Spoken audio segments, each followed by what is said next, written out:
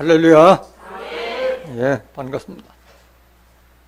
아모스 3장 7절에 기록되어 있기를 주 여호와께서는 자기의 비밀을 그 종 선지자들에게 보이지 않고는 결코 행하심이 없느니라고 기록되어 있습니다. 하나님과 예수님을 믿는 많은 사람들이 구약 성경을 역사서로만 인식하고 있는데 역사서이자 예언서입니다. 미리 하나님께서 장래에 이루어질 일을 선지자들에게 예언하신 말씀들이 아직 이루지 않은 것들이 많은 거예요. 오늘도 증거되는 말씀을 통해서 구약의 역사를 통해서 정말 계시록에 이루어질 섭리를 깨닫는 복된 시간이 되시길 원합니다. 이 시간 허락하신 하나님 말씀은 이사야서 27장 1절부터 6절까지입니다. 봉독해 드리겠습니다. 그날에 여호와께서 그 견고하고 크고 강한 칼로 날랜 뱀 리오야단 곧 꼬불꼬불한 뱀 리오야단을 벌하시며 바다에 있는 용을 죽이시리라. 그날에 너희는 아름다운 포도원을 두고 노래를 부를지어다. 나 여호와는 포도원 지기가 되며 때때로 물을 주며 밤낮으로 간수하여 아무든지 상해하지 못하게 하리로다. 나는 포도원에 대하여 노함이 없나니 진려와 형극이 나를 대적하여 싸운다 하자 내가 그것을 밟고 모아 불사르리라. 그리하지 아니할 것 같으면 나의 힘을 의지하고 나와 화친하며 나로 더불어 화친할 것이니라. 후일에는 야곱의 뿌리가 박히며 이스라엘의 움이 돋고 꽃이 필 것이라. 그들이 그 결실로 지면에 채우리로다. 이사야서 27장 1절부터 6절까지 봉독해 드렸습니다. 봉독해 드린 말씀 통해서 새 이스라엘의 결실이란 제목으로 말씀을 증거하도록 하겠습니다. 새 이스라엘의 결실.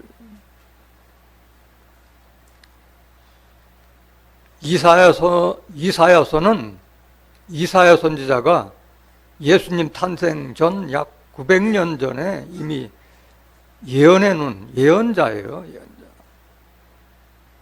근데 뭐에 대해서 예언했느냐? 유다와 예루살렘에 대한 이상에 대해서 예언해 놓은 거예요. 이사야서 1장 1절 보실까요? 유다 왕 우시야와 요담과 아하스와 히스기야 시대에 아모스의 아들 이사야가 유다와 예루살렘에 대하여 본 이상이라. 그래서 이사야 선지자는 무려 그 유다의 4대 왕을 섬겼던 선지자예요. 그런데 그 이사야가 유다와 예루살렘에 대하여 본 이상이야. 이상이라고 하는 것은 계시나 환상과 같이 먼 훗날 이루어질 일을 미리 앞서서 알려주는 것을 이상이라고 한 거예요. 이상이라고. 이거 이상을 누가 보여줬어요? 하나님께서 보여주신 거예요. 호세아서 12장 10절 보세요. 내가 여러 선지자에게 말하였고 이상을 많이 보였으며 선지자를 통해서 하나님께서 이상을 보여주신 거예요. 선지자들을 빙자하여 비유를 베풀어노라.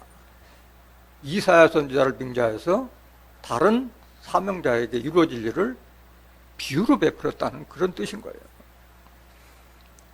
성경이라고 하는 것은, 성경에 기록된 모든 예언은 이렇게 성령의 감동을 받은 사람들이 하나님께서 받아서 기록된 글이기 때문에 사사로이 풀어서는 멸망할 수밖에 없는 거예요. 사사로이 풀어서는 되지 않을 것이 바로 성경이라는 거예요. 베드로후서 1장 20절 보세요.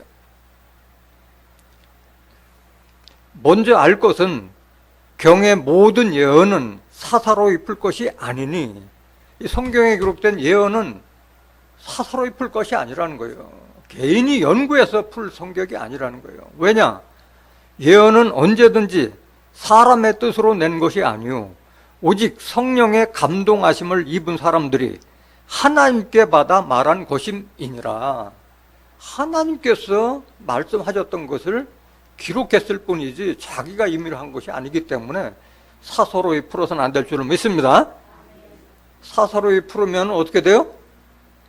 멸망해요. 베드로후서 3장 16절 보세요. 또 그 모든 편지에도 이런 일에 관하여 말하였으되 그 중에 알기 어려운 것이 더러 있으니 무식한 자들과 굳세지 못한 자들이 다른 성경과 같이 그것도 억지로 풀다가 스스로 멸망에 이르느니라.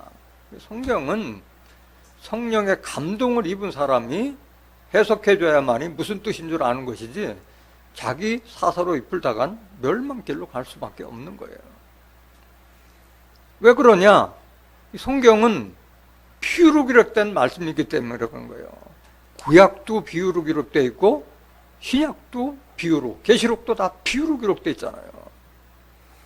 시편 78장 1절 보세요. 내 백성이여 내 교훈을 들으며 내 입의 말에 귀를 기울일지어다. 하나님의 교훈을 잘 들으라 얘기한 건데 2절 보세요. 내가 입을 열고 비유를 베풀어서 옛 비밀한 말을 발표하리니. 실상의 비유예요? 비유로 기록됐다는 게 비유로. 3절. 이는 우리가 들은 바요 아는 바요 우리 열주가 우리에게 전한 바라. 이사야서를 읽어본 사람 다 읽어봤지만은 그 읽어본다고 알아요? 알지 못하는 거예요. 안다고 알고 있는데 아는 게 아니에요. 오늘 본문에 기록된 말씀 같은 것을 봤을 때는 백독 천독을 해도 알아요? 몰라요? 몰라요. 그날에 리오야단 꼬불꼬불한 뱀을 죽이고 바다에 있는 용을 죽이라는데 리오야단이 뭔지 용이 뭔지 그 백독을 읽어보면 그 말이 무슨 말인지 어떻게 알겠어요? 아니 새 이스라엘이 결실한다는데 무슨 이스라엘을 결실해요? 이스라엘이. 그 비유의 말씀을 들어서는 무슨 말인지 알 수가 없는 거예요. 마태복음 13장 34절에도 예수님께서 내가 이 모든 것을 비유로 말씀하시고 비유가 아니면 아무것도 말씀하지 아니하셨다고 말씀하셨어요. 구약이나 신약이나 다 비유로 기록된 거예요. 요한복음 16장 25절에 기록되어 있기를 때가 이르면 내가 다시는 비사로 이르지 않고 아버지에 대한 것을 밝히 이르리라. 때가 되면 비유가 아니라 실상으로 알려준다는 그런 뜻인 줄 믿습니다. 오늘 비유로 기록된 이 말씀을 실상으로 깨닫게 되면 뭐가 가깝다는 얘기예요? 때가 가깝다는 얘기예요. 때라는 것은 심판과 구원은 동시성으로 이루어지기 때문에 그 때가 가깝기 때문에 실상으로 알게 되는 거예요. 이 비유라는 것을 알지 못하면은 오늘 제목이 새 이스라엘의 결실이라고 기록되는데 성경에 이스라엘이라는 용어가 많이 나오는데 그냥 문자적으로 봤을 때 저 중동 땅 이스라엘로 알고 있는 사람들이 대부분이라는 거예요. 그런데 이스라엘은 알고 보면은 저 중동 땅 이스라엘을 말하는 것이 아닌 거예요. 예수 믿는 자들을 가르쳐 이스라엘로 비웠다는 것을 알아야 할 줄 믿습니다. 그 말씀 보시겠습니다. 호세아서 10장 1절. 이스라엘은 열매 맺는 무성한 포도나무라. 이렇게 기록됐어요. 이스라엘은 저 중동 땅 이스라엘이 아니라 열매 맺는 무성한 포도나무라 기록됐어요. 이거는 실상의 비유예요? 비유의 말씀이잖아요. 포도나무는 누굴 상징했어요? 예수님을 상징했잖아요. 요한복음 15장 1절에 나는 포도나무요 내 아버지는 농부라 말씀하셨잖아요. 그러니까 무성한 포도나무라는 것은 예수 믿는 자들을 가르쳐 이스라엘로 비유했다는 것을 깨달아 할 줄로 믿습니다. 이사야서 5장 7절 한번 더 보세요. 이사야서 5장 7절.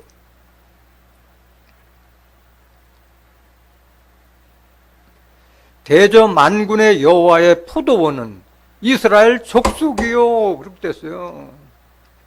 포도원이 뭐예요? 이스라엘 족속이라고 그랬어요. 예수 믿는 자들을 가르쳐 포도원으로 비했다는 거예요. 포도원으로. 그의 기뻐하시는 나무는 나무요? 사람이요? 유다 사람을 하나님께서 기뻐하신다고 그랬어요. 왜 유독 유다 사람만 기뻐하느냐? 그건 오늘 본문 말씀을 깨달으면 왜 하나님께서 유다 사람을 기뻐하신지 알게 될 거예요. 그래서 성경은 다 비유로 그랬기 때문에 실상을 알지 못하면 무슨 말인지 알 수가 없는 거예요. 그럼 여기 제목이 새 이스라엘의 결실이라고 했기 때문에 저 중동 땅 이스라엘도 아니고 예수 믿는 자도 아니라는 거예요. 예수 믿는 자 중에서도 새 이스라엘을 다시 택한다는 거예요. 새 이스라엘. 다 교회 다니면 다 하나님 식구로 알고 있는데 그렇지 않다는 거예요. 이사야서 14장 1절 보세요.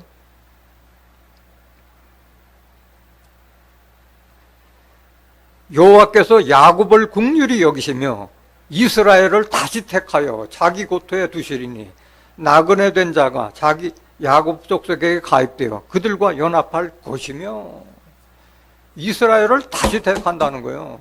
저 중동 땅 이스라엘도 아니고 예수 믿는 자들 가르쳐 이스라엘이라는데 그 이스라엘도 다시 택한다는 말씀인 거예요.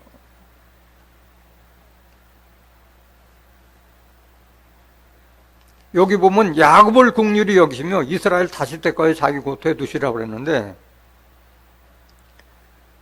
야곱을, 성경에는 야곱을 이스라엘로 묘한 거예요. 야곱이 약복강 나루터에서 그 하나님의 사람과 씨름해서 환두뼈가 이골되면서도 이기고서 그 사람에게 받은 이름이 뭐예요? 이스라엘, 승리자라는 이스라엘의 칭호를 받았잖아요. 창세기 28장 32절에 이스라엘이라는 이름을 받았잖아요. 그래서 야곱이 그 애굽에 가서 그 7년 동안의 그 흉년을 피하기 위해서 애굽 땅에 가서 430년간 종살이하고 나올 때 그 72명이, 야곱 식구 72명이 들어가서 나올 때 장정만 60만 명, 그 다음에 그 부모와 자식들까지 포함하면 약 한 300만 명에 이르는 이스라엘 민족을 일으켜서 나왔기 때문에 야곱을 가리켜 이스라엘로 명칭하고 있는 거예요. 이사야서 41장 14절 한번 보세요. 야곱하면 이스라엘 족속을 상징하고 있는 거예요. 지렁이 같은 너 야곱아, 너희 이스라엘 사람들아. 야곱이라고 해놓고 너희 이스라엘 사람들이라 얘기했잖아요. 깨달아 할 줄은 믿습니다. 그럼 이스라엘만 다시 택했느냐? 유다와 예루살렘도 다시 택한 거예요. 오늘 이사야서 1장 1절에 보면은 이사야가 그 유다와 예루살렘에 대한 이상이라고 했기 때문에 저 중동 땅 유다와 예루살렘에 대한 먼 미래 일이 아니라 다시 택한 이스라엘, 다시 택한 유다와 예루살렘에 대한 먼 미래에 이루어질 이상이라는 그런 내용인 거예요. 스가랴서 2장 12절 보세요.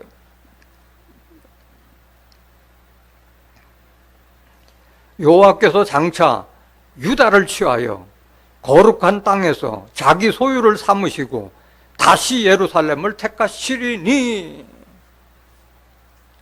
아까 이사야서 5장 7절에 여호와께서 가장 기뻐하는 나무는 무슨 나무? 유다 사람을 기뻐하셨다잖아요. 하나님께서 택한 자가 유다예요. 유다를 취했기 때문에 유다 백성들을 기뻐하실 수밖에 없는 거예요. 여호와께서 장차 유다를 취하여 거룩한 땅에서 자기 소유를 삼으시고 하나님의 백성을 삼으셨기 때문에 기뻐하실 수밖에 없는 거예요. 다시 예루살렘을 택하시리니. 그럼 다시 택한 예루살렘이 뭐냐? 스가랴서 8장 3절 보세요. 나 여호와가 말하노라. 내가 시온에 돌아왔은즉 예루살렘 가운데 거하리니. 예루살렘은 뭐라? 진리의 성읍이라 일컫겠고 만군의 여호와의 산은 성산이라 일컫게 되리라. 하나님은 뭘로 계세요? 영으로 계시고, 요한복음 4장 24절에 영으로 계시고, 요한복음 1장 1절에 말씀으로 계신 하나님께서 시온과 예루살렘에 임하셨다는 거예요. 근데 예루살렘은 저 중동 땅 예루살렘이 아니라 진리의 성읍, 진리의 말씀으로 울타리, 성과 강을 이룬 그 장소가 예루살렘이고 시온이라는 것을 깨달아야 할 줄로 믿습니다. 만군의 여호와에 사는 성산이라 일컫게 되리라는 것은 하나님께서 임재하신 그 종교 단체이기 때문에 거룩한 산이라서 성산이라고 한 거예요. 성산. 거룩한 산이라는 뜻인 거예요. 산은 우리가 보는 눈으로 보는 그런 산이 아니라 에스겔서 6장 3절에 보면 산들아 여호와의 말씀을 들을지어다. 산이 무슨 하나님의 말씀을 들어요. 이것도 비유잖아요. 하나님의 말씀을 들을 수 있는 사람들이 모인 곳을 산으로 비했다는 것을 깨달아야 할 줄 믿습니다. 하나님이 임재하신 곳이기 때문에 성산, 거룩한 산이라는 거예요. 거룩한 교회, 거룩한 교단을 말하고 있다는 것을 깨달아야 할 줄 믿습니다. 오늘 본문 말씀 보시겠습니다.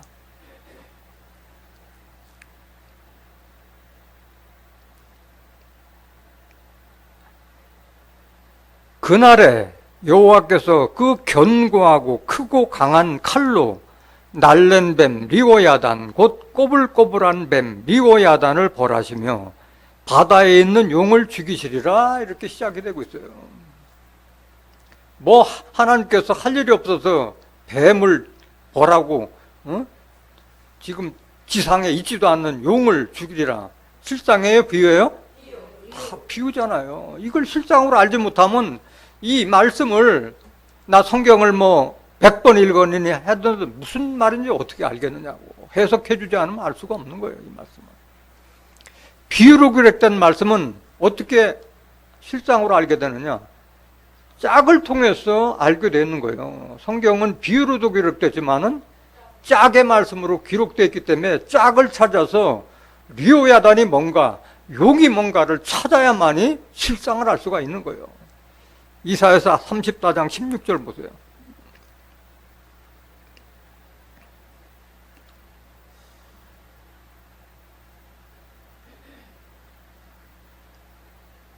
이사야서 34장 16절 너희는 여호와의 책을 자세히 읽어보라. 이것들이 하나도 빠진 것이 없고 하나도 그 짝이 없는 것이 없으리니 이는 여호와의 입이 이를 명하셨고 그의 신이 이것들을 모으셨음이라. 빠진 것이 하나도 없다는 거예요. 오늘 본문에 나오는 리오야단 용도 다 짝의 말씀에 실상으로 다 알려주고 있다는 거예요. 그렇기 때문에 여호와의 책을 자세히 보라고 말씀하신 거예요. 왜? 하나님이 선지자에게 명하셨고 그의 신, 선지자들이 그걸 모은 것이 성경이기 때문에 그런 거예요. 오늘 짝의 말씀을 통해서 리오야단이 뭐고 용이 뭔가 그런 정체를 좀 알아보도록 하겠습니다. 오늘 본문 말씀에 보면 그날에 여호와께서 그 견고하고 크고 강한 칼로 심판한다고 그랬는데 여기 그날도 다 비유예요. 그날도. 그날이 언제냐? 심판날을 얘기하고 있는 거예요. 로마서 2장 16절 보세요. 그날이 뭘 상징하는지.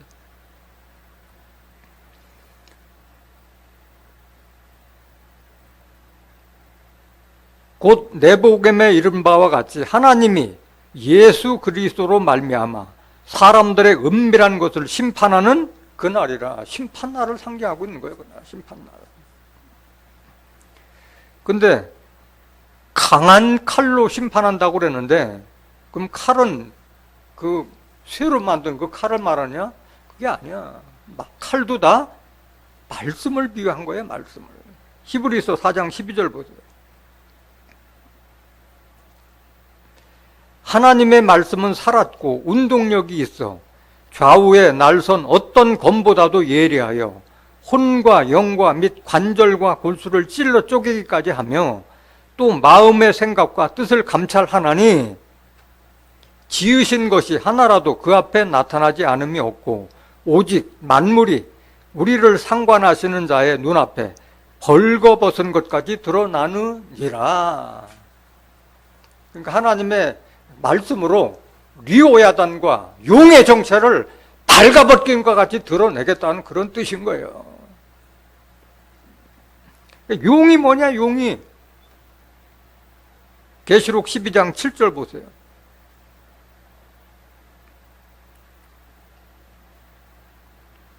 하늘에 전쟁이 있으니 미가엘과 그의 사자들이 용으로 더불어 싸울세 용과 그의 사자들도 싸우나 이기지 못하여 다시 하늘에서 저희에 있을 곳이 얻지 못한지라. 하늘에서, 하늘세계에 있던 자들이 쫓겨난 자들이에요, 용이라는 것은. 그래서 오늘 본문 말씀은 이사야가 예수 탄생 약 900년 전에 예언했던 것인데 실상으로 용을 벌하실 때는 언제요? 계시록이 이루어질 때 이루어지는 거예요. 그렇기 때문에 이사야서는 역사서가 아니라 예언서라는 거예요. 예언서. 9절 보세요. 계시록 12장 9절. 큰 용이 내어 쫓기니 옛뱀 곧 마귀라고도 하고 사단이라고도 하는 온 천하를 꿰는 자라. 땅으로 내어 쫓기니 그의 사자들도 저와 함께 내어 쫓기니라. 용을 알고 보니까 옛뱀 곧 마귀라고도 하고 사단이라고도 하는 온 천하를 꿰는 자라. 미혹시켜서 하나님 백성들을 타락시키는 자들이 바로 용이요, 뱀이요, 사단이요, 마귀라는 거예요. 명칭만 달았을 뿐이지, 시에에 따라서 명칭만 달았을 뿐이지 같은 거짓말하는 영으로 사람을 미혹시키는 그 영은 한 매개를 바라고 있다는 거예요. 그러니까 용이 바로 뱀이고, 옛날 구약시대에는 뱀, 신약시대에는 마귀나 사단이라고도 불렸던 자들을 말하고 있는 거예요. 거짓말로 온 천하를 꿰는 자를 가리켜 용으로 비했다는 것을 알아야 할 줄 믿습니다. 창세기 3장 1절 보세요. 옛뱀이라고 했잖아요. 옛뱀. 여호와 하나님의 지으신 들짐승 중에 뱀이 가장 간교하더라. 하나님께서 뱀을 지으셨는데 가장 간교하다고 그랬는데 뱀은 간교하지 않아요. 간교하다는 것은 간사하고 교활하다는 뜻인데 이거는 뱀한테 쓰는 용어예요? 사람한테 쓰는 용어예요?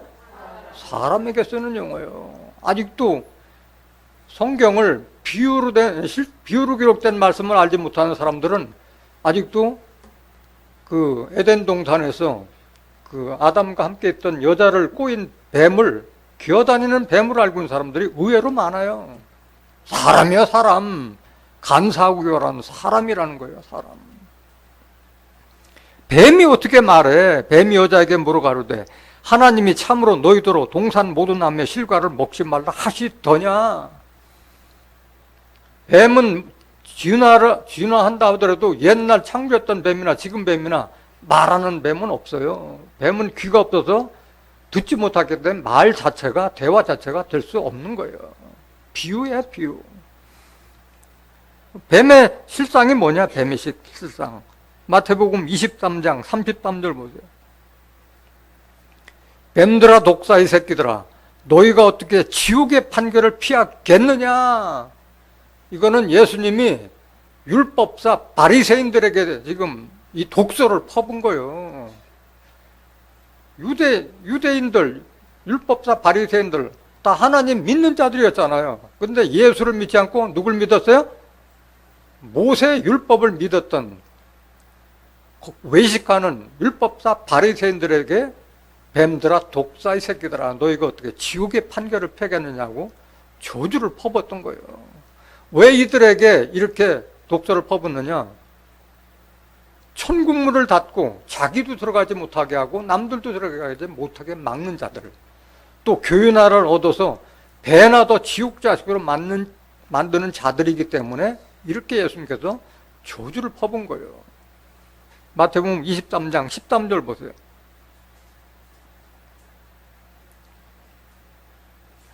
화 있을진저 외식하는 서기관들과 바리새인들이여, 너희는 천국문을 사람들 앞에서 닫고 너희도 들어가지 않고 들어가려 하는 자도 들어가지 못하게 하는 도다. 이런 자들이 뱀이고 독사의 새끼라는 거예요. 외식한다는 것은 거칠에만 한다는 거예요. 제사장 가운 입고 하나님 백성들을 인도한다고 하는데 거짓 것으로 미혹돼서 천국문을 닫고 있는 이런 자들을 가르쳐 뱀이라 독새라 새끼라고 저주하신 거예요. 15절 보세요. 화 있을진저 외식하는 서기관들과 바리새인들이여, 너희는 교인 하나를 얻기 위하여 바다와 육지를 두루 다니다가 생기면 너희보다 배나 더 지옥 자식이 되게 하는 도다. 이런 자들인 거예요. 지옥 자식 만드는 자들. 오늘날도 현대판 율법사 바리새인들이 얼마나 많아요. 교회라는 간판 걸어놓고 배나 더 지옥 자식 만드는 그런 교단이 여러분들 많이 보잖아요. 일일이 열거하지 않아도 다 알잖아. 그 마귀는 용을 잡으니 옛 뱀이요 마귀요 사단. 마귀는 누구냐? 예수님께서 증거하신 그 말씀, 진리의 말씀을 받지 않고 거짓 것으로 말하는 자들을 가리켜 마귀라고 불렀어요. 요한복음 8장 44절 보세요. 너희는 너희 아비 마귀에게서 났으니 너희 아비의 욕심을 너희도 행하고자 하느니라. 저는 처음부터 살인한 자요 진리가 그 속에 없으므로 진리에 서지 못하고 거짓을 말할 때마다 제 것으로 말하나니 이는 저가 거짓말장이요 거짓의 아비가 되었음이니라. 누구에게 한 말이요? 예수님이 유대인들에게 한 말이요. 그들에게 뭐래요? 너희 아비 마귀에게서 났으니 너희들 마귀 자식이라는 게 마귀 자식. 마귀가 누구냐? 처음부터 살인한 자 누구예요? 가인의 후예라는 거. 가인의 후예. 아벨의 후예가 아니라 가인의 후예라는 거예요. 왜 이렇게 저주를 퍼붓느냐? 진리가 그 속에 없으므로 진리에 서지 못하고 거짓을 말할 때마다 제 것으로 말하기 때문에 마귀라고 부른 거예요. 진리가 뭐냐? 예수님은 요한복음 1장 14절에 기록되어 있기를 말씀이 육신화되어 그 안에는 은혜와 진리가 충만하다고 그러는 예수님의 은혜와 진리의 말씀을 받지 않는 자를 가리켜 마귀 새끼라고 저주한 거예요. 사단은 누구냐? 사단은 거짓사도 그리스도를 가상한 교인들을 가리켜 사단이라고 빙자한 거예요. 사단이라고. 고린도서 11장 13절 보세요. 저런 사람들은 거짓 사도요 괴휼의 역군이니 자기를 그리스도의 사도로 가장하는 자들이니라. 예수님의 일꾼으로 나오는 자들이요 사단도 다 예수 믿고 하나님 믿는다고 하는 자들이요 사단도 마귀도 그렇고. 괴휼이라고 하는 것은 속임수라는 말이잖아요. 속임수. 14절 이것이 이상한 일이 아니라 사단도 자기를 광명의 천사로 가장하나니. 위장한 채 나오니까 제사장과 목사나 신부의 그런 모습으로 나타나니까 영안이 떠지지 않으면 분별을 못하는 거예요. 저게 사단인지 마귀인지 분별을 못하는 거예요. 15절 그러므로 사단의 일꾼들도 자기를 의의 일꾼으로 가장하는 것이 또한 큰 일이 아니라 저희의 결국은 그 행위대로 되리라. 미혹하는 자들은 다 그 행위대로 심판받게 될 줄 믿습니다. 그래서 용의 정체는 알았는데 그럼 리오야단이라는 건 뭐냐? 리오야단. 꼬불꼬불한 뱀 리오야단을 모른다 그래. 시편 104장 25절 보세요. 여기 그 본문 말씀에 보면은 용자에 보면은 작은 글씨로 3자가 돼 있어요. 주의 나라에 보면 뭐라고 돼 있어요? 악어라고 돼 있어요. 이사야서 27장 1절에 한번 보세요.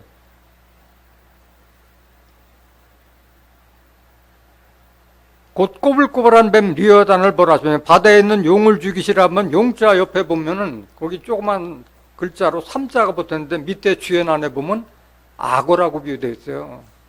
용은 다른 말로 말하면 또 악어라는 거예요. 악어. 그럼 악어의 정체도 알아야 될 거 아니에요. 시편 104장 25절 저기 크고 넓은 바다가 있고 그 속에 동물 곧 대소생물이 무수하니이다. 선척이 거기 다니며 주의 지으신 악어가 그 속에서 노나이다. 여기에 악어 옆에는 사자가 써 있어요. 사자. 주의 난에 보면 뭐로 돼 있어요? 류야단으로 돼. 류야단. 그러니까 용이나 뱀이나 마귀나 사단이나 악어나 다 하나라는 거예요. 류야단이라 다 그놈이요. 잡으면 다 하나님의 백성들을 거짓말로 꾀해서 넘어지게 하는 그런 자들을 가리켜 이게 이렇게 비유로 기록된 말씀이에요. 27절 보세요.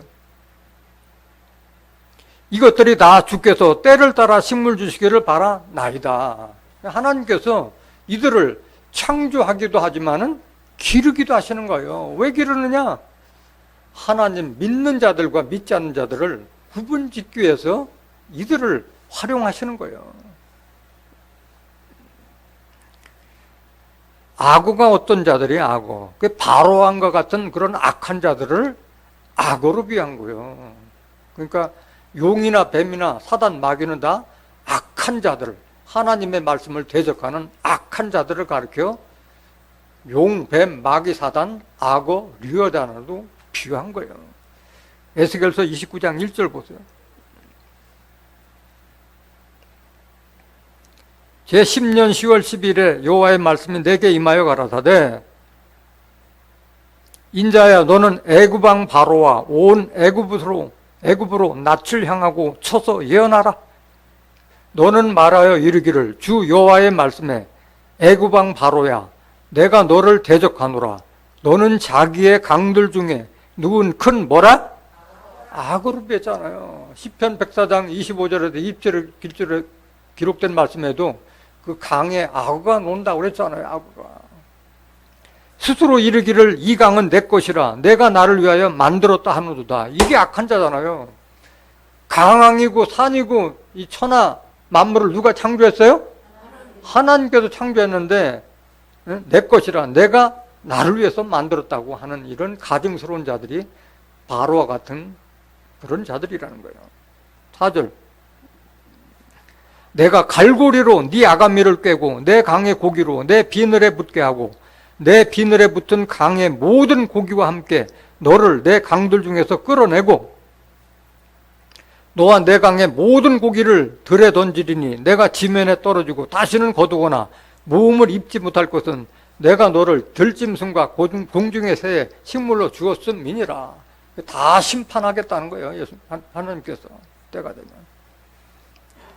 오늘 본문 말씀에 보면은 그 날랜 뱀 리오야단 곧 꼬불꼬불한 뱀 리오야단을 벌하시며 바다에 있는 용을 죽이시라는데 그때가 언제냐? 바다에 있는 용을 죽이고 리오야단을 심판할 때가 언제냐? 계시록 20장 2절 보세요. 용을 잡으니 곧 옛 뱀이요 마귀요 사단이라. 똑같은 말로 기록되어 있잖아요. 계시록 12장 7절부터 9절에 기록된 말씀하고 똑같은 말이잖아요. 용을 잡아보니까 곧 옛 뱀이요 마귀요 사단이라. 잡아 1천년 동안 결박하여 무저갱에 던져 잠그고 그 위에 인봉하여 천년이 차도록 다시는 만국을 미혹하지 못하게 하였다가 그 후에는 반드시 잠깐 놓이리라. 그들을 잡아서 천년 동안 무저갱이라는 것은 끝이 보이지 않는 지하 갱도를 말하는 거기다가 잠궜다가 천년 후에는 다시 내놓는다는 거예요. 다시 미혹하게 해서 그 자기 일을 또 해서 그때 최종적으로 심판하시는 거예요. 7절 보세요. 7절. 계시록 20장 7절. 천년이 참해. 그래서 무저갱에 천년 동안 가두어 놓다가 천년이 참해. 사단이 그 옥에서 놓여. 그러니까 용이 마귀고 뱀이고 마귀고 사단이라고 했잖아요. 천년이 참해. 그 사단이 그 옥에서 놓여 나와서 땅의 사방 백성 곧 곡과 마곡을 미혹하고 모아 싸움을 붙이리니 그 수가 바다 모래 같으리라. 다시 하나님의 백성들하고 다시 미혹하는 이런 역사를 하도록 하나님께서 역사하신 거예요. 다 이거는 하나님께서 작정하신 예정서고 시나리오잖아요. 계획대로 이루어지는 거예요. 9절 저희가 지면에 널리 퍼져 성도들의 진과 사랑하시는 성을 두름에 하늘에서 불이 내려와 저희를 소멸하고 그들에게 다 불심판한다는 거예요. 이런 마귀사단, 용뱀. 이 10절. 또 저희를 미혹하는 마귀가 불과 유황못에 던지우니 거기는 그 짐승과 거짓 선지자도 있어 세세토록 밤낮 괴로움을 받으리라. 그러니까 이 마귀뿐만이 아니라 짐승과 같은 자들, 거짓 선지자들도 다 이때 심판받게 되는 줄 믿습니다. 그러니까 용이나 뱀이나 마귀 같은 자들은 바로 짐승같이 악한 자들이고 거짓 선지자와 같은 자들로 나타나는 거예요. 깨닫기를 원합니다. 이렇게 기록되어 있는데 이거 본문 말씀을 실상으로 알지 못하면은 아무리 읽어본들 무슨 말인지 어떻게 알겠어요? 비유로 기록된 말씀을 짝의 말씀을 통해서 리오야단이 뭔지, 용이 뭔지, 뱀이 뭔지, 마귀 사단이 뭔지, 거짓 선지자가 뭔지 알아야 할 줄로 믿습니다. 본문 말씀 2절 보세요. 이사야서 21장 2절. 그날에 너희는 아름다운 포도원을 두고 노래를 부를지어다. 그날은 심판날인데 한쪽에서는 심판을 받고 여기에 너희는 아름다운 포도원을 두고 노래를 부를지어다. 이 노래를 부르는 너희는 누구냐나요? 너희는 누구냐? 이게 바로 오늘 본문 말씀의 제목인 새 이스라엘로 결실을 한 자들을 가리켜 너희라고 한 거예요. 너희는. 심판과 구원은 따로따로 이루어져요? 동시에 이루어져요? 동시에 이루어지잖아요. 악한 자들을 심판할 때 하나님의 택한 백성은 구원인 거예요. 구원 얻을 백성이 아름다운 포도원을 두고 노래를 부른다고 말씀하신 거예요. 여기에 이렇게 구원받을 너희의 정체는 어떤 자들이냐? 이런 마귀 사단 밑에서 그 꾀임을 받았던 자들이 하나님의 택하심을 받아서 거기서 나와서 택함을 받은 자들이 바로 이런 자들인 거예요. 새 이스라엘로 열매 맺는 자들을 상징하고 있는 거예요. 오늘 본문이 27장인데 26장에 그런 말씀이 기록되어 있어요. 이사야서 26장 1절 보세요. 그날에 심판날에 유다 땅에서 이 노래를 부르리라. 우리에게 견고한 성읍이 있으며 여호와께서 구원으로 성과 각을 삼으시리로다 기록됐잖아요. 스가랴서 8장 3절에 보면은 나 여호와가 시온에 들어왔은즉 예루살렘 가운데 거하리니 예루살렘은 진리의 성미라 했잖아요. 진리의 성읍. 하나님께서 임재하신 그곳이기 때문에 여호와께서 구원으로 성과 각을 삼으시리로다. 성비라는 것은 성과 각을 삼은 것을 성비라는 거예요. 깨닫기를 원합니다. 그래서 그곳에 있는 자들이 유다 백성인 거예요. 유다 백성. 유다 백성들은 이렇게 심판 때에 노래를 부른다고 말씀하신 거예요. 유다 백성들은 어떤 자들이냐? 그 밑에 좀 더 보세요. 2절 보세요. 너희는 문들을 열고 신을 지키는 의로운 나라로 들어오게 할지어다. 의로운 자들이 다 유다 백성이 되는 거예요. 3절. 주께서 심지가 견고한 자를 평강의 평강으로 지키시리니 이는 그가 주를 의뢰함이니이다. 하나님을 의뢰하는 자들, 이런 자들을 하나님께서 자기 백성 삼으시는 거예요. 심지가 견고하다는 건 뭐야? 마음의 중심이 제대로 서 있는 자들. 하나님은 외모를 보지 않고 중심을 보신다고 말씀하셨잖아요. 이런 자들을 하나님께서 택해서 지켜주시는 거예요. 4절. 너는 여호와를 영원히 의뢰하라. 주 여호와는 영원한 반석이심이로다. 하나님, 반석 대신 하나님을 영원히 의뢰하는 자들을 하나님께서 백성으로 삼으시는 거예요. 5절. 높은 데 거하는 자를 낮추시며 소순성을 헐어 땅에 엎으시되 진토에 미치게 하셨도다. 그날에 날랜뱀, 리오야단, 용을 다 벌하고 심판하신다고 말씀하셨잖아요. 높은 데 가는 자를 낮춰버리고 소순성을 헐어 땅에 엎으시되 진토에 미치게 하셨다고 말씀하셨잖아요. 다 엎어버리는 거예요, 하나님께서. 6절. 발이 그것을 밟으니 곧 빈궁한 자의 발과 곤핍한 자의 걸음 이리로다. 다 심판하시는 거예요. 7절. 의인의 길은 정직하며 정직하신 주께서 의인의 첩경을 평탄케 하시도다. 그러니까 이 하나님께서 택하신 유다 백성들은 다 진실하고 정직한 자들이야.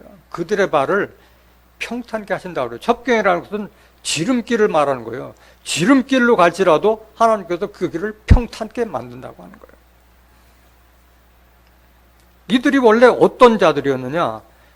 마귀 사단 밑에서 거의 죽을 지경에 있던, 영이 다 죽었던 자들이 하나님의 말씀을 듣고 살아난 자들을 가리켜 이렇게 비유한 거예요. 이사야서 26장 19절 보세요.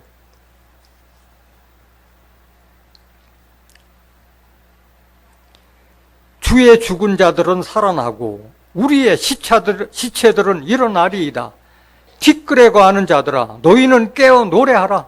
주의 이슬은 빛난 이슬이니 땅이 죽은 자를 내어 놓으리로다. 죽은 자와 같은 자들이 하나님의 은총을 입어서 다시 살아난 자들을 말하고 있는 거예요. 노래를 부를 자들은 이런 자들인 거예요. 죽은 자들이 어떻게 살아나고 시체들이 어떻게 일어나요? 다 비유잖아요. 죽은 자와 같은 자들. 육신은 멀쩡히 살았는데 영이 죽은 자들을 죽은 자라고 말씀하신 거예요.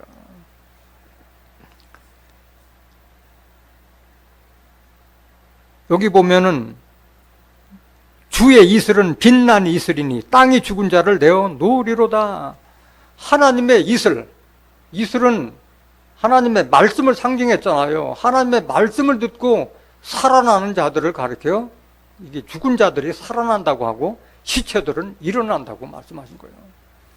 이슬이 뭐냐? 신명기 32장 2절 보세요.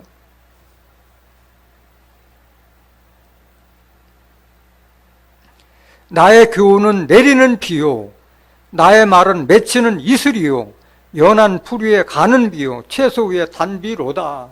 하나님의 말씀의 그 교훈은 비와 이슬로 비유했다는 거예요. 하나님의 말씀을 받은 자들이 죽은 자 같은 데서 죽은 자 같은 자와 같은 자들이 그 영이 깨어나서 살아난 것을 이렇게 비유로 말씀하신 거예요. 호세아서 14장 5절 보세요. 하나님의 말씀을 듣지 못하면은 결코 살아날 수가 없어요. 살았다는 이름을 가졌으나 죽은 자와 같은 거예요. 내가 이스라엘에게 이슬과 같으리니, 하나님이 이스라엘에게 이슬과 같다고 그랬어요. 이슬과 같다. 저가 백합화같이 피겠고 레바논 백향목까지 뿌리가 박힐 것이라. 하나님의 말씀을 받았을 때 뿌리가 박히고 꽃이 피고 열매를 맺는 거예요. 이 말씀 받지 못하면 열매 맺지 못하는 거예요. 6절. 그 가지는 퍼지며 그 아름다움은 감람나무 같고 그 향기는 레바논 백향목 같으리니 그 그늘 아래 거하는 자가 돌아올지라. 저희는 곡식까지 소성할 것이며 포도나무같이 꽃이 필 것이며 그 향기는 레바논의 포도주같이 되리라. 하나님의 이슬, 비로 비유했던 하나님의 말씀을 들어야만이 죽은 자와 같은 자들이 살아날 줄 믿습니다. 죽은 자가 어떤 자들이냐?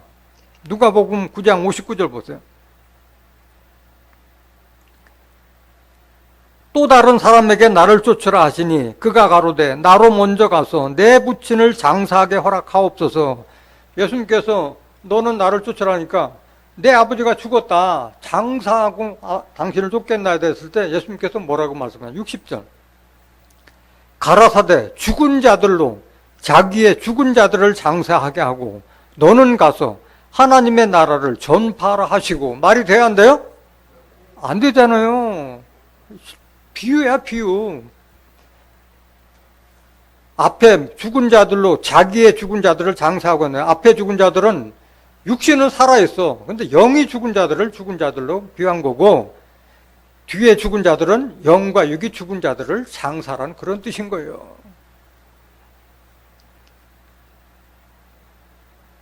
이 말씀을 좀 더 이해하기 위해서는 계시록 3장 1절 보세요.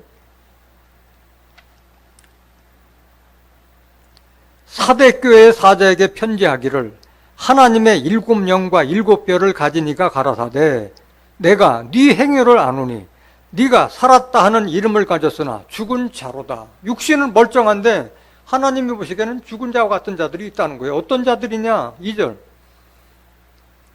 너는 일깨워 그 남은 바 죽게 된 것을 굳게 하라.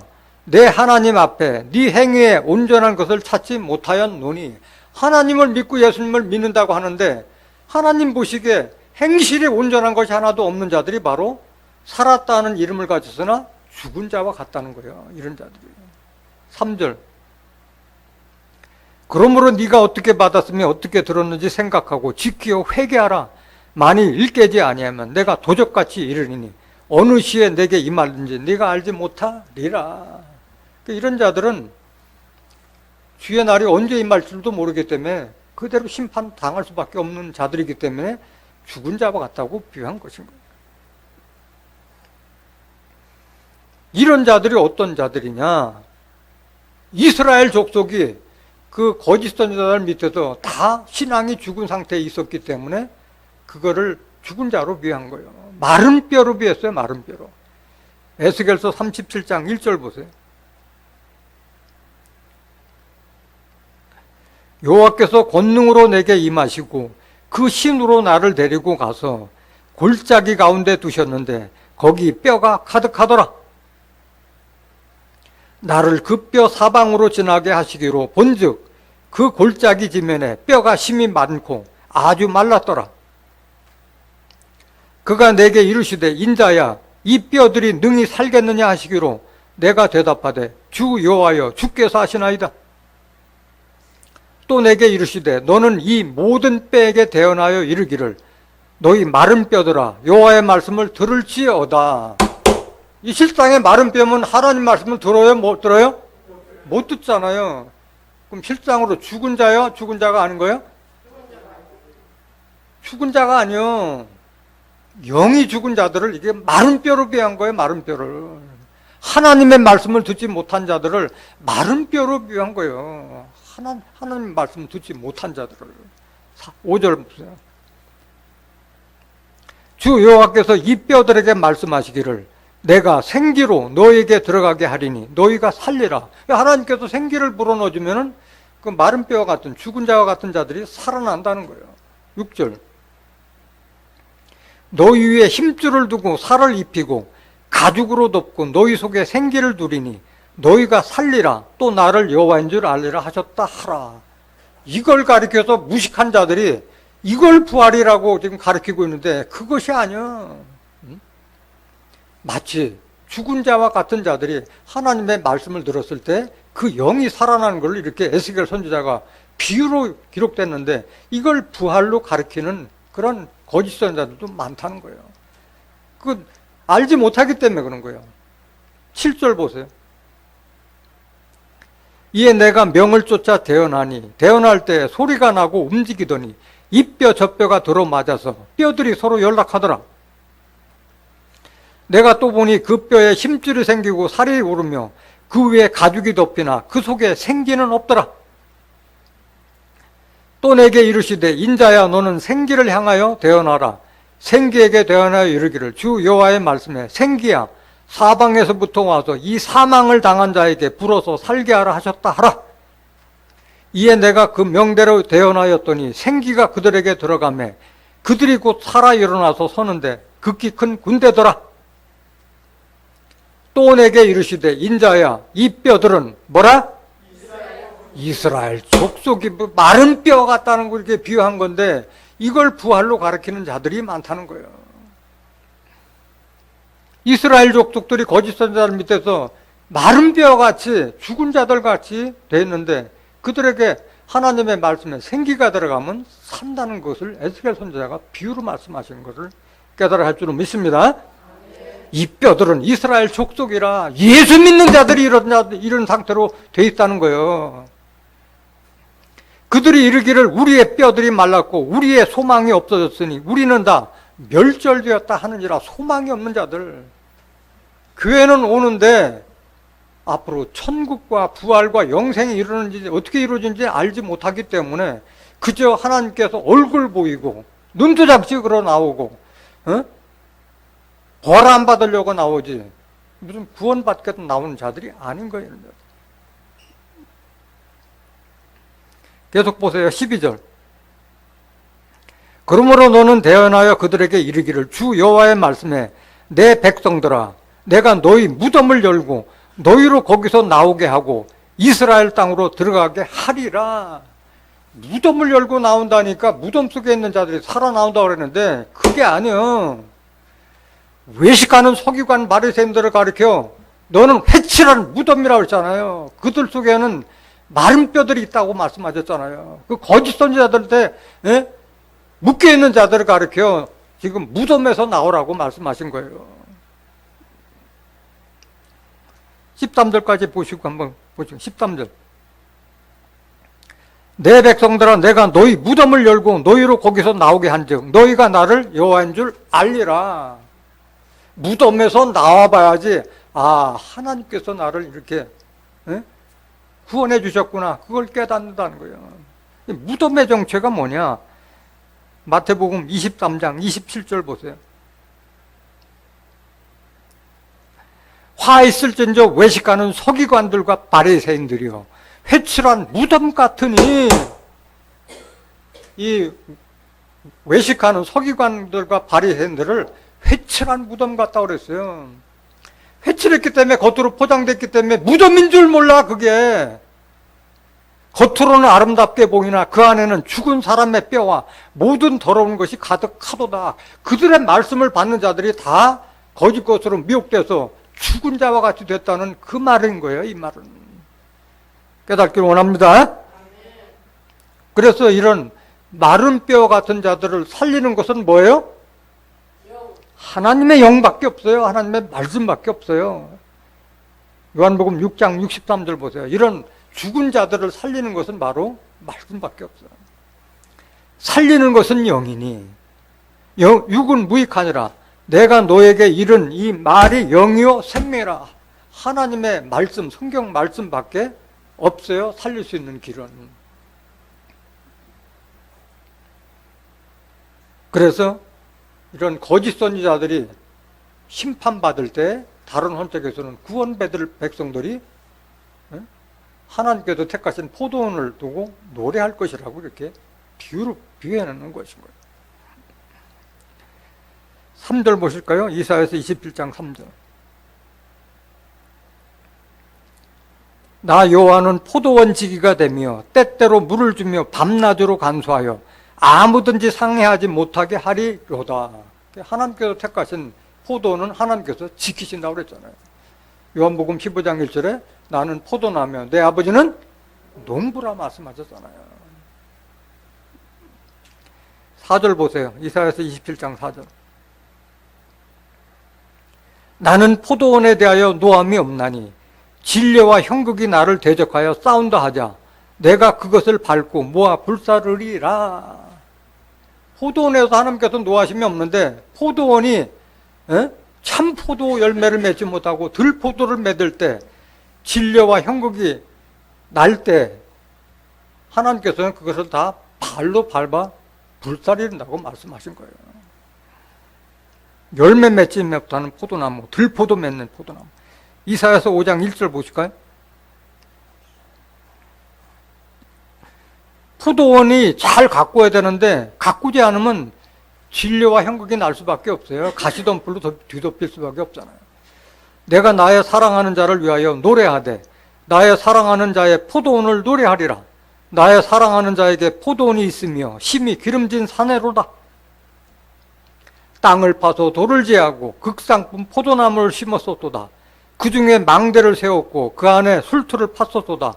좋은 포도 맺기를 바랐더니 들포도를 맺혔도다. 여기 극상품 포도나무는 누굴 상징한 거예요? 예수님을 상징한 거잖아요. 근데 참 포도를 맺히지 않고 들포도를 맺힌 자들 거둬 먹힘을 당하게 하나님께서 방치한다고 말씀하신 거예요. 3절. 예루살렘 거민과 유다 사람들아 구하노니 이제 나와 내 포도원 사이에 판단하라. 내가 내 포도원을 위하여 행한 것 외에 무엇을 더할 것이 있었으랴. 내가 좋은 포도 맺기를 기다렸거늘 들포도를 맺히면 어찌민고. 이제 내가 내 포도원에 어떻게 행할 것을 너에게 이르리라. 내가 그 울타리를 거둬 먹힘을 당케 하며 그 담을 헐어 짓밟히게 할 것이요. 그래서 참 포도로 열매를 맺지 못한 것은 하나님께서 짓밟히게 내버려 두는 거예요. 히브리서 6장 7절 보실까요?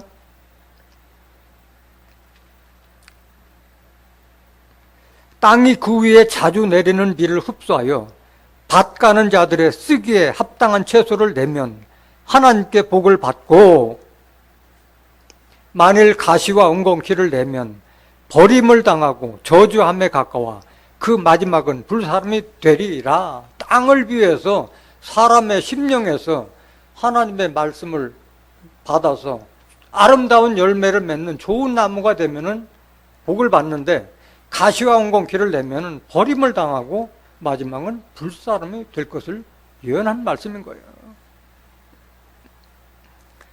여기 비를 내린다는 것은 신명기 32장 2절에 여호와의 기운은 내리는 비요 채소에 맺이는 단비로 표현했잖아요. 이사야서 7장 23절 보세요. 그래서 진려와 형극이 나면 하나님께서 그걸 놔두지 않는 거예요. 다 불사름이 되게 심판하시는 거예요.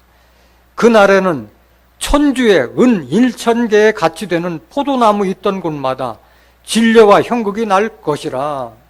포도원은 뭘 상징했어요? 만군의 여호와의 포도원은 이스라엘 족속, 교회를 상징하는 거잖아요. 천주에 은 1,000개의 가치 되는 그런 포도나무와 같은, 포도원과 같은 그런 교회가 곳마다 진려와 형극이 날 것이요. 참 포도를 맺지 못하고 가시덤불로 옮겨지고 형극, 엉겅퀴와 같이 뒤덮였을 때 어떻게 하느냐. 24절. 온 땅에 진려와 형극이 있으므로 살과 활을 가지고 그리로 갈 것이요.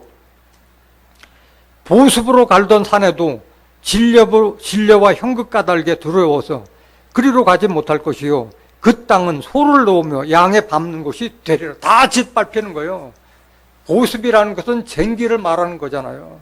그렇게 좋은 산에도 진려와 형극 까닭에 두려워서 진려와 형극이 덮이니까 그리로 가지 못하고 다 소나 양들이 밟는 곳이 된다고 말씀하신 거예요. 다 심판받을 것을 비유로 한 말씀이잖아요.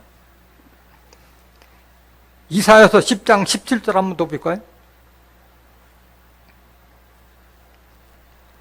이스라엘의 빛은 불이요 그 거룩한 자는 불꽃이라. 하루 사이에 그의 형극과 진려가 소멸되며 그 삼림과 기름진 밭의 영광이 전부 소멸되리니 병인이 점점 쇠약해감 같을 것이라. 다 심판받는 거예요. 불심판받는 거예요. 19절. 그 삼림에 남은 나무의 수가 희소하여 아이라도 능히 계산할 수 있으리라. 그날에 이스라엘의 남은 자와 야곱 족속의 피난한 자들이 다시는 자기를 친 자를 의뢰치 아니하고 이스라엘의 거룩하신 자 여호와를 진실이 의뢰하리니. 이런 자가 바로 새 이스라엘의 결실로 남을 자들이요. 이스라엘의 남은 자와 야곱 족속의 피난 자들이 다시는 자기를 친 그런 거짓 선지자를 의뢰하지 않고 이스라엘 거룩하신 자 여호와를 진실이 의뢰한다고 그랬잖아요. 21절. 남은 자 곧 야곱의 남은 자가 능하신 하나님께로 돌아올 것이라. 이렇게 돌아온 자들이 바로 하나님 백성이 되는 거예요. 22절. 이스라엘이여 내 백성이 바다의 모래 같을지라도 남은 자만 돌아오리니 넘치는 공의로 회물에 작정되었음이라. 로마서 9장 27절에도 이스라엘 뭇자단의 자손의 수가 바다의 모래 같을지라도 남은 자만 구원을 받을 것이라고 말씀하셨잖아요. 남은 자만 택함 받는 거예요. 23절. 이미 작정되었은즉 주 만군의 여호와께서 온 세계 중에 끝까지 행하시리라. 누구 뜻이요? 하나님이 작정된 뜻이요. 온 세계 중에서 이 일을 끝낼 것이를 말씀하신 거예요. 오늘 본문 말씀 이사야서 27장 5절 보세요. 그리하지 아니할 것 같으면 나의 힘을 의지하고 나와 화친하며 나로 더불어 화친할 것이니라. 이렇게 가시와 형극을 맺는 그런 들포도를 맺는 그런 교회가 되지 않을 것 같으면은, 그 심판받지 않을 것 같으면 하나님을 의지하고 하나님과 화친하라고 그 말씀을 하시는 경고의 말씀이잖아요. 우리는 하나님을 의지해야 하는 자가 되어야 할 줄은 믿습니다. 왜냐하면 하나님께서는 다 심판하시기 때문에 그런 거예요. 사무엘상 2장 6절 보세요. 여호와는 죽이기도 하시고 살리기도 하시며 음부에 내리게도 하시고 올리기도 하시는도다. 여호와는 가난하게도 하시고 부하게도 하시며 낮추기도 하시고 높이기도 하시는도다. 가난한 자를 진토에서 일으키시며 빈핍한 자를 거름더미에서 드사 귀족들과 함께 앉게 하시며 영광의 위를 차지하게 하시는도다. 땅의 기둥들은 여호와의 것이라. 여호와께서 세계를 구해 세우셨도다. 그가 그 거룩한 자들의 발을 지키실 것이요 악인으로 흑암 중에서 잠잠게 하시리니 힘으로는 이길 사람이 없으리로다. 여러분들이 거룩한 자가 돼야만이 하나님께서 발을 지켜주실 줄로 믿습니다. 10절 보세요. 10절. 여호와를 대적한 자는 산산이 깨어질 것이라. 하나님 대적한 자들은 다 심판받는 거예요. 하늘 우레로 그들을 치시리로다. 여호와께서 땅끝까지 심판을 베푸시고 자기 왕에게 힘을 주시며 자기의 기름 부음을 받은 자의 뿔을 높이시리로다 하니라. 하나님 대적하는 이런 거짓 선자들을 다 심판받은 걸 말씀하시는 거예요. 이사야 45장 7절에도 나는 빛도 짓고 어둠도 창조하며 나는 평안도 짓고 환난도 창조하나니 나는 여호와라. 이 모든 일을 행하는 자니라 하였노라. 그 빛과 어둠도 다 하나님께서 주관하신 거예요. 구원도 심판도 다 하나님의 몫이라는 거예요. 그러니까 하나님을 의지하라고 말씀하는 거예요. 이사야서 12장 2절 보세요. 보라, 하나님은 나의 구원이시라. 내가 의뢰하고 두려움이 없으리니 주 여호와는 나의 뭐요? 하나님이 힘이요, 하나님의 힘이요, 나의 노래시며 나의 구원이시미로다. 이렇게 하나님을 의지하는 자들이 하나님 백성으로 택함을 받게 되는 거예요. 하나님과 우리는 멀리 해야 돼요? 가까이 해야 돼요? 화목해야 돼요. 화친하고 화목이나 화친이나 같은 말이잖아요. 화합해서 친하다는 말이나 화목하다는 같은 말이잖아요. 고린도후서 5장 18절 보세요. 예수님께서 십자가 지신 것은 우리를 하나님과 화목하기 위해서 십자가 지셨잖아요. 그거를 막고 있던 담과 같은 자들이 바로 외식하는 서기관들과 바리새인들과 같이 율법을 지키는 자들이 담으로 막았던 것을 예수님이 패해버린 거잖아요. 하나님과 가까이 나가게 하기 위해서.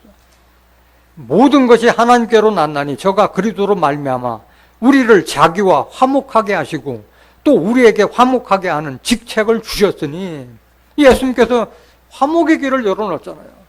계속 보세요. 19절. 이는 하나님께서 그리스도 안에 계시다 세상을 자기와 화목하게 하시며 저희의 죄를 저희에게 돌리지 아니하시고 화목하게 하는 말씀을 우리에게 부탁하셨느니라. 20절. 이러므로 우리가 그리스도를 대신하여 사신이 되어 하나님이 우리로 너희를 권면하시는 것까지 그리스도를 대신하여 간구하노니 너희는 하나님과 어떻게 하라? 화목하고 화친하라. 골로새서 1장 19절 한 번 더 보세요. 골로새서 1장 19절. 아버지께서는 모든 충만으로 예수 안에 거하게 하시고 그의 십자가의 피로 화평을 이루사 만물 곧 땅에 있는 것들이나 하늘에 있는 것들을 그로 말미암아 자기와 화목해 되기를 기뻐하심이라. 전에 악한 행실로 멀리 떠나 마음으로 원수되었던 너희를 이제는 그의 육체의 죽음으로 말미암아 화목케 하사 너희를 거룩하고 흠없고 책망할 것이 없는 자로 그 앞에 세우고자 하셨으니 만일 너희가 믿음에 거하고 터 위에 굳게 서서 너의 들은 바 복음의 소망에서 흔들리지 아니하면 그리하리라. 이 복음은 천하 만민에게 전파된 바요 나 바울은 이 복음의 일꾼이 되었노라. 여러분들은 하나님과 화목한 자가 되기를 원합니다. 이사야서 27장 6절 보세요. 후일에는 그 유다와 예루살렘에 보인 이상이라고 그랬잖아요. 후일에는 이 예언이, 이사야 예언이 성취될 그 후일에는 야곱의 뿌리가 바뀌며 이스라엘의 우미 돋고 꽃이 필 것이라. 그들이 그 결실로 지면에 채우리로다. 야곱과 이스라엘은 다 사람을 상징한 것이라고 말씀하셨잖아요.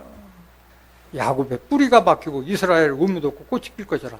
사람이 이렇게 하나님의 말씀을 듣고 신앙의 뿌리를 내리고 꽃 피고 열매 맺는다는 것을 비유로 말씀하신 말이잖아요. 이사야서 37장 31절 보세요. 유다 족속 중에 피하여 남는 자는 다시 아래로 뿌리를 받고 위로 열매를 맺히리니, 이는 남는 자가 어디에서 나오며? 예루살렘에서 나오며 피하는 자가 어디에서? 시온에서 나올 것입니다. 만군의 여호와의 열심히 이를 이루시리라 말씀하셨잖아요. 야곱의 뿌리가 바뀌고 이스라엘의 꽃이 핀다는 것은 야곱의 후손이 유다로 나타나잖아요. 유다로. 남는 유다 족속이 예루살렘에서 나오고 시온에서 나온다고 말씀하셨잖아요. 왜 이런 자들이 꽃 피고 열매를 맺느냐? 그 시온과 예루살렘에서 하나님의 말씀을 들을 수 있기 때문에 뿌리를 내리고 꽃 피고 열매를 맺는 거예요. 미가서 4장 1절.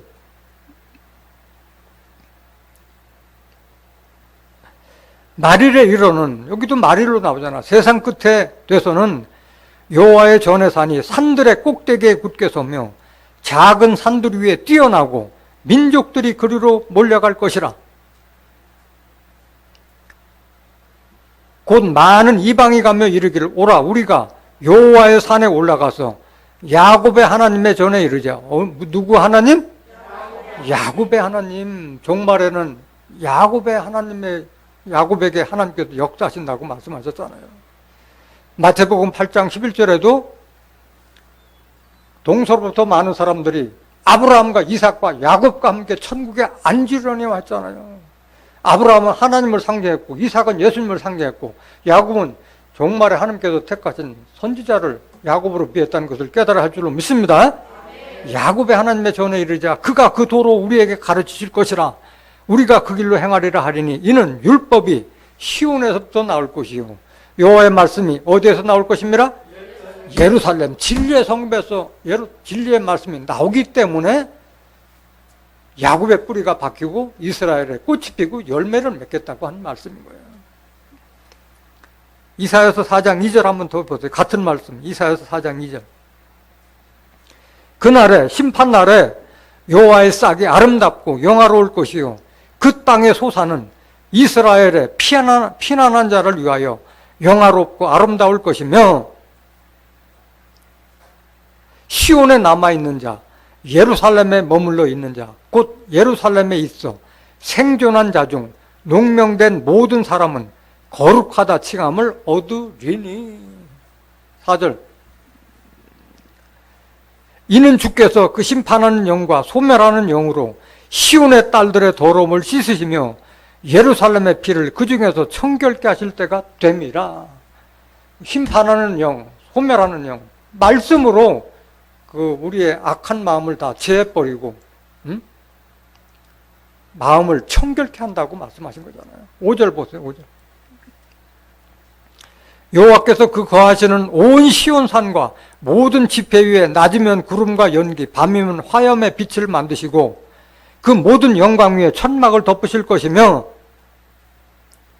또 천막이 있어서 낮에는 더위를 피하는 그늘을 지으며 또 풍우를 피하여 숨는 곳이 되리라. 이스라엘 족속이 출애굽해서 가나안 땅까지 갈 때까지 그들을 불기둥, 구름기둥으로 다 덮어주셨던 것처럼 시온산을 이렇게 보호하신다는 그 말씀이잖아요.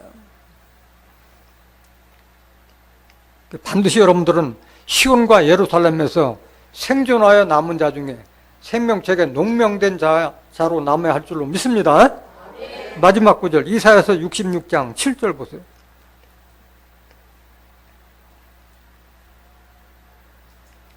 시온은 구루하기 전에 생산하며 고통을 당하기 전에 남자를 낳았으니 이러한 일을 들은 자가 누구이며 이러한 일을 본 자가 누구이며 이뇨 나라가 어찌 하루에 생기겠으며 민족이 어찌 순식간에 나겠느냐.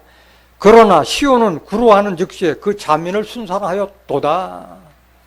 시온의 자민은 구루라고 하니까 아이고 배야, 배 아프다 소리 하기 전에 벌써 자민, 아들로 민족을 잃은 그걸 탄생시킨다는 말씀인 거예요.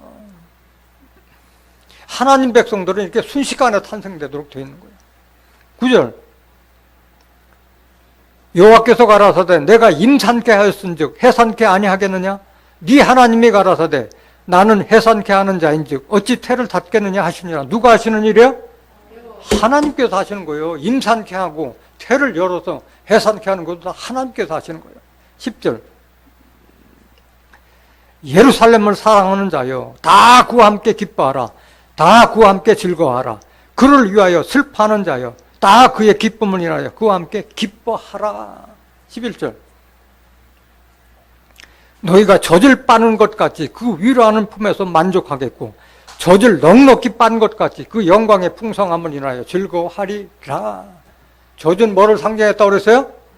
하나님의 말씀을 상징했다고 그랬잖아요. 이사야서 55장 1절에 보면 너는 돈 없이 값없이 와서 포도주와 젖을 사라고 말씀하셨잖아요.